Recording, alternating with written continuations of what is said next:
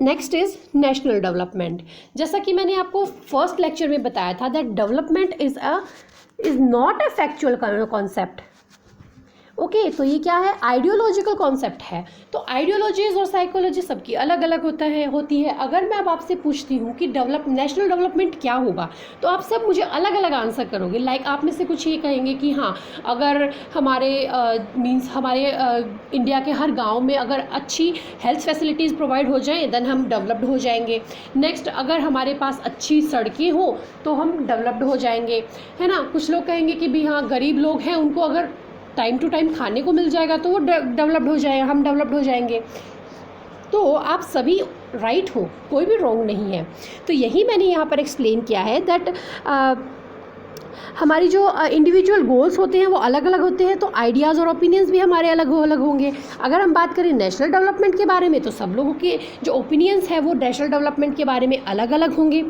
Okay, तो कुछ लोग तो ये कहेंगे कि भाई हाँ, अगर हमारी इनकम बढ़ रही है इट मीन्स हम ग्रो कर रहे हैं, हमारा नेशन जो है वो डेवलप हो रहा है, डेवलपमेंट हो रहा है नेशन का, है ना। और कुछ लोग ये कहेंगे कि नहीं, सिर्फ इनकम जो है वो इनफ नहीं है, इनकम के साथ साथ हमें बाकी जो फैसिलिटीज़ है like social equality, education, transportation, infrastructure और हेल्थ केयर्स भी बढ़ने चाहिए, तभी हम डेवलप्ड होंगे। So as a conclusion we can say that national development as economic growth which improve our social welfare, provide a social equality, education, transport and infrastructure and health care means ऐसा development जिसमें कि हमारी income बढ़े और income के साथ साथ हमें अच्छी फैसिलिटीज़ भी मिले, अच्छी हेल्थ फैसिलिटीज़ भी हो, इंफ्रास्ट्रक्चर भी हो, ट्रांसपोर्ट भी अच्छा खासा हो, एजुकेशन सिस्टम भी अच्छा हो, सोशली इक्वल हो हम सब, इकोनॉमिक सोशली वेलफेयर हो हमारा, तो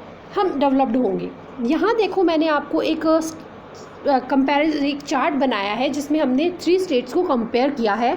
first is Maharashtra, Kerala and Bihar. और बेसिस क्या है, वही डेवलपमेंट के बेसिस जो हमने लास्ट लेक्चर में पढ़े थे। PCI that is per capita income, IMR infant mortality rate, LR literacy rate and NAR net attendance ratio. Quickly हम एक बार इसको रिवाइज कर लेंगे।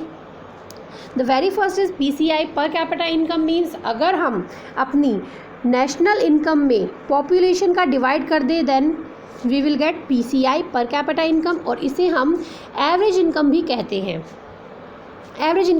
हैं। Next is infant mortality rate, ये आप खुद बताएंगे मुझे।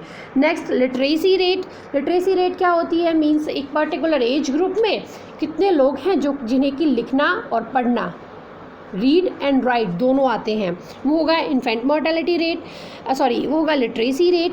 NAR नेट अटेंडेंस रेशियो, मैंने बताया था ए से याद रखना अटेंडेंस, और अटेंडेंस कहाँ होती है, स्कूल्स एंड कॉलेजेस में, तो कितने लोग एक सर्टेन एज ग्रुप में से स्कूल कॉलेजेस में एनरोल्ड है वो हो जाएंगे। NAR means net attendance ratio.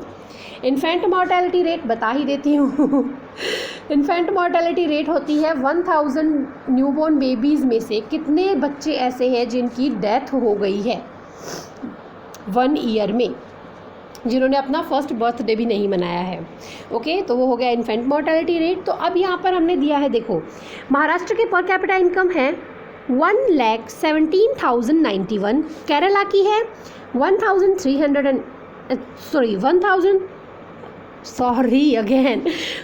Fumble मार रही हूँ मैं बहुत, सॉरी। हाँ, केरला की है 1,03,820 एंड बिहार की है 31,199। तो इस हिसाब से हमारे बिहारी बाबू सबसे लास्ट में आ रहे हैं। तो सबसे कम डेवलप्ड ये हुए अगर हम बात करें पर कैपिटा इनकम के अकॉर्डिंग, और महाराष्ट्र की सबसे ज़्यादा है, तो महाराष्ट्र सबसे ज़्यादा डेवलप्ड हुआ। But as we all know that income is not only the criteria to calculate development, इसके लिए हमें बाकी चीज़ें पर भी डिपेंड करते हैं, बाकी चीज़ें भी हमें ध्यान में रखनी होती हैं। अब अगर इन्फेंट मॉर्टेलिटी रेट की बात करें तो महाराष्ट्र की जो है वो 24 है और बिहार की 42 है। तो इस हिसाब से केरला सबसे ज़्यादा डेवलप्ड हुआ क्योंकि यहाँ पर सबसे कम इन्फेंट मॉर्टेलिटी रेट है। मीन्स यहाँ पर 1000 में से सिर्फ 12 बच्चे ही हैं जिनकी डेथ हो रही है। बिहार में 42 की डेथ हो जाती है और महाराष्ट्र में 24 की डेथ हो जाती है। तो इस हिसाब से महाराष्ट्र पीछे रह गया। लिटरेसी रेट भी सबसे ज़्यादा केरला की है 94%, अगेन केरला लीड कर रहा है। NAR नेट अटेंडेंस रेशो 78%, तो वो भी उसमें भी केरला लीड कर रहा है। इसीलिए महाराष्ट्र, केरला और बिहार में सबसे ज़्यादा डेवलप्ड कौन होगा? केरला होगा। तो इस टेबल्स के थ्रू आपको ये पता चला कि सिर्फ इनकम ही बेस नहीं होता है डेवलपमेंट के लिए, उसके अलावा भी बहुत सारी जो ये अपने बेसिस हैं, ये इसीलिए इनको हम बेसिस में इंक्लूड करते हैं। नाउ अब क्वेश्चन रेज होता है, why Kerala has better IMR and low PCR, means उसकी PCR कम है बट उसकी IMR ज़्यादा क्यों है? PCR कम होने के बाद भी वो ज़्यादा डेवलप्ड है महाराष्ट्र और भी महाराष्ट्र से। उसके रीज़न हैं, first is it has adequate number of clinics and hospitals, कि यहाँ पर बहुत सारे क्लिनिक्स हैं और हॉस्पिटल्स हैं, तो मीन्स वहाँ पर हेल्थ फैसिलिटीज़ बहुत ही अच्छी क्वालिटी की हैं और इजीली अवेलेबल है। Next is Kerala have a good public distribution system, जिसके बारे में हमने अभी बात की थी थोड़ी देर पहले, कि लोगों को जिसमें हम बहुत ही सस्ती रेट पर हम जो अनाज है, जो फूड स्टफ़ है, वो अवेलेबल करवाते हैं। तो अब लोगों को इजीली खाना मिलेगा सस्ता, अच्छी क्वालिटी का, वो भी, तो फिर उनका हेल्थ तो अच्छा होना ही है, प्लस उनको अच्छी खासी हेल्थ फैसिलिटीज़ भी है उनके पास। तो और लास्ट है, it has adequate number of school and colleges, वहाँ पर स्कूल एंड कॉलेजेस भी हैं अच्छे खासे, तो वहाँ लोग एजुकेशन को लेके बहुत ज़्यादा अवेयर हैं, तो इसलिए वहाँ वो ज़्यादा डेवलप्ड है और उसका IMR ज़्यादा है, अच्छा है IMR है, ज़्यादा नहीं IMR तो वैसे कम होना चाहिए।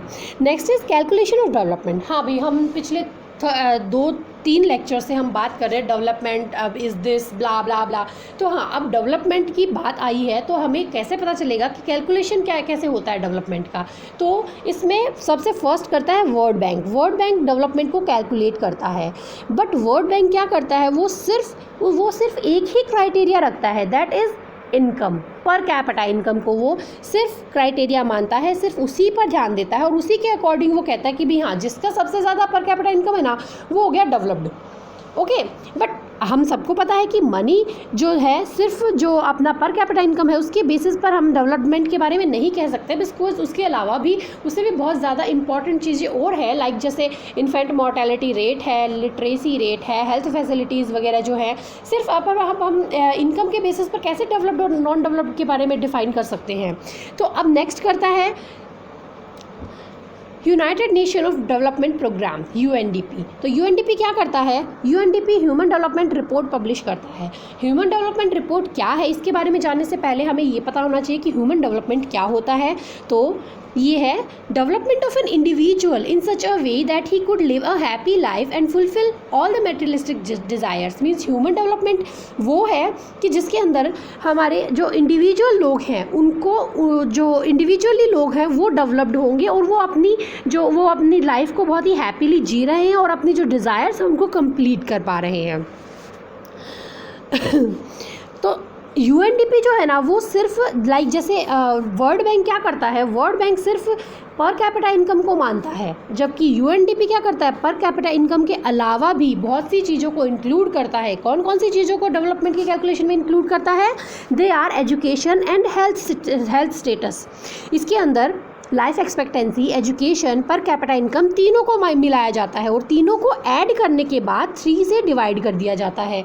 फिर जो रेट आती है ना, वही होती है हमारी ह्यूमन डेवलपमेंट इंडेक्स। तो ह्यूमन डेवलपमेंट इंडेक्स जो है ना, वो 188 कंट्रीज़ की एक इंडेक्स या लिस्ट बनाई जाती है, जिसमें इंडिया 130 नंबर पर आता है और श्रीलंका 73rd नंबर पर आता है।